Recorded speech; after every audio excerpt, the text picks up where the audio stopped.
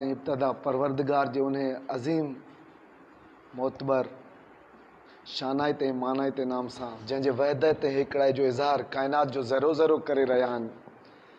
हिन नीले आसमान जे दिलकश नज़ारनि खां वठी करे समूरो खला, शमसियाती निज़ाम जे आबोताब खां वठी करे पूरो खला, हिन धरतीअ जो ज़रे खां ख़रार ताईं, कतरे खां दरिया ताईं, हिकिड़ी नंढड़ी कील खां वठी करे जिब्राइल अलैहिस्सलाम ताईं, हिकिड़ी नंढड़ी पथरी ऐं कंकरीअ खां वठी करे हिमालय जबलनि ताईं, पाणीअ जे हिकिड़े नंढे फुड़े खां वठी करे आबशारनि ताईं, ऐं हिकिड़ी नंढड़ी कील खां वठी जिब्राइल अलैहिस्सलाम ताईं इहा ॻाल्हि जी खुलम खुला शाहिदी ऐं गवाही ॾेई रहियूं आहिनि त संदन हेॾो ई हिकांदो हुसन ऐं हेॾी दीदा ज़ेब दिलकशी हिकु अहिड़ी हस्तीअ जे तरफ़ां वजूद में आई जेको पंहिंजे ज़ात तौर सिफ़ात में अकेलो ऐं अला यकता ऐं यगानो बेमिसाल बादशाह आहे। अणगणिया बेमिसाल सलाम ऐं सलात उन प्यारे हस्ती हज़रत मोहम्मद सल्लल्लाहु अलैहि वसल्लम जंदे जिन जे लाइ हिन काइनात खे वजूद बख़्शियो वियो ऐं फरमायो वियो त ए मुंहिंजा प्यारा महबूब मोहम्मद सल्लल्लाहु अलैहि वसल्लम, जेकॾहिं मां तोखे न ख़लक़िया हा, तोखे न पैदा कया हा त हिन काइनात खे ई न ख़लक़िया हा। सच पुछो त यारो हिन पूरी काइनात जो वजूद हुन प्यारे हस्तीअ जे करे वजूद में आयो। ही हवाउनि जा घुलण, ही पखियुनि जा ॿोलण, ही बादलनि जा बरसण, ही मींहनि जा पवण, ही पखियुनि जूं मिठियूं मिठियूं लातियूं, ही काइनात जूं रौनकूं, ही गुलड़नि जूं महकूं उन प्यारी हस्तीअ जे तरफ़ां वजूद में आयूं। प्यारा साथियो, ॾाढा ख़ूबसूरत ऐं वणंदड़ क्लास अॼु इख़्तिताम पज़ीर थी रहिया आहिनि।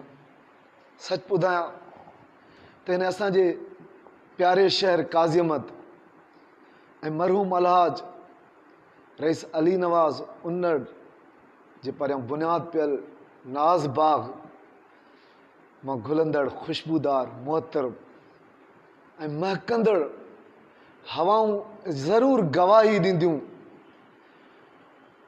त काज़ियमन शहर में हिकु अहिड़ा ॿ जोधा जवान उथिया, साईं मोहम्मद रमज़ान लाशारी साहिबु, ज़फ़रुल्लाह रिंद साहिब जिन सभिनी खे गॾु करे इहा सोच ऐं इहा रिथ रिथी त छो न असां हिन पंहिंजे इलाइक़े, पंहिंजे वस्ती, पंहिंजे ॻोठ, पंहिंजे एरियाज़ जे, पंहिंजे तालके जे नौजवाननि खे गॾु कयूं ऐं उनखे तइलीम जे जज़्बे सां सरशार कयूं ऐं बुनियादी मक़सदु इहो हुजे त जेका असांखे टेस्ट ॾियणी आहे उनजी तयारी कीअं कराइजे।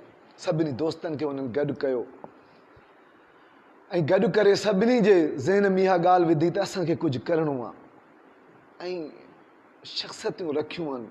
जेकॾहिं केरु कमु करणु चाहे थो त जवान जज़्बा असांजे हिन धरतीअ में मौजूदु आहिनि। हिन धरतीअ जवान ॼणींदी रही आहे, हिन धरतीअ ते उहे जवान जनम वठंदा रहिया आहिनि जेकी रज़ाकाराना तौर पंहिंजूं ख़िदमतूं आछींदा रहिया आहिनि। हिन अज़ीम उस्तादनि खे सलाम हुजे। मां दिलि जे गहराइनि सां हिन खे सल्यूट पेश करियां थो जिन जेको 2 महीननि जे दौरान पंहिंजूं ख़िदमतूं हिते पेश कंदा रहिया। कॾहिं हिकिड़ो उस्ताद मैथ्स जो पियो अचे, कॾहिं साइंस जो पियो अचे, कॾहिं साईं माशूक जहिड़ा माशूकाना लेक्चर पिया ॾियनि त साईं कॾहिं साईं शौकत अली बालादी साहिब जा इंग्लिश जा शहनशाह टीचर हिते पिया पढ़ाइनि।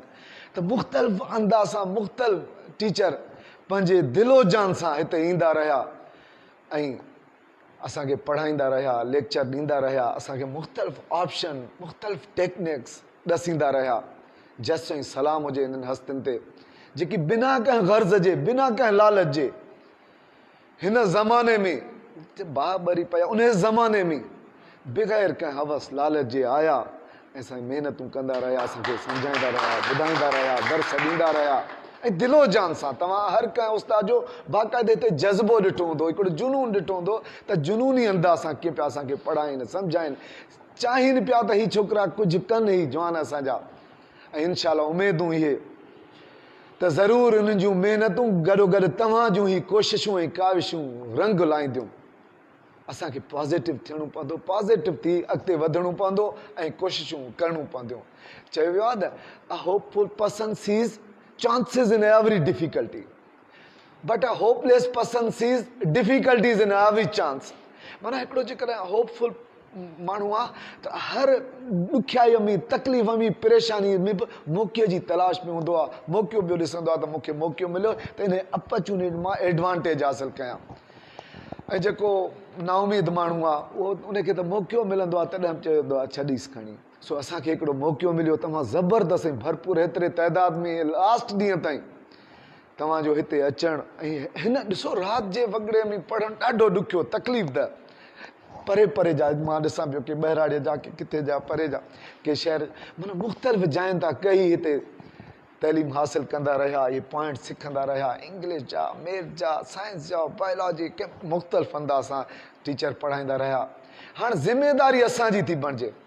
उस्तादनि पंहिंजे असां कोशिशि कई जेतिरो बि उन्हनि जो इल्मु हो, इल्म जी वुसअत जे गहराइनि ताईं पुॼंदे उन्हनि कोशिशि कई, पर हाणे ज़िमेवारी असांजी थी बणिजे त इन ताईं महदूद न रहूं त जेको उस्तादनि पढ़ियो, जीअं साईं पाणनि खे हींअर ॿुधायो, त इन ताईं न महदूद रहूं त बाबा साईं जेको लेक्चर ॾिनो। हाणे असां वधीक पंहिंजी सर्च कयूं, मीडिया जो दौरु, इंटरनेट जो दौरु, तव्हां खोलियो यूट्यूब, मुख़्तलिफ़ क़िस्म जा कई लेक्चर पिया आहिनि, वञो गॾोगॾु मुख़्तलिफ़ क़िस्मनि जा किताब। असांजे शहर में पंहिंजी लाइब्रेरी जो खुली चुकी आहे, उते मुख़्तलिफ़ क़िस्म जा किताब तव्हां पढ़ो, माना मुताले जी आदत धारियो। मुताले सां गॾु हींअर जेको मौजूदु ऐं करंट टॉपिक आहे, तव्हां पंहिंजे टेस्ट खे मद्देनज़र रखो। जेको कुझु पढ़ो त असांजो मक़सदु ऐं ऑब्जेक्टिव हुजे त इहा टेस्ट मूंखे क्लियर करणी आहे, इहा टेस्ट मां कीअं पास कयां।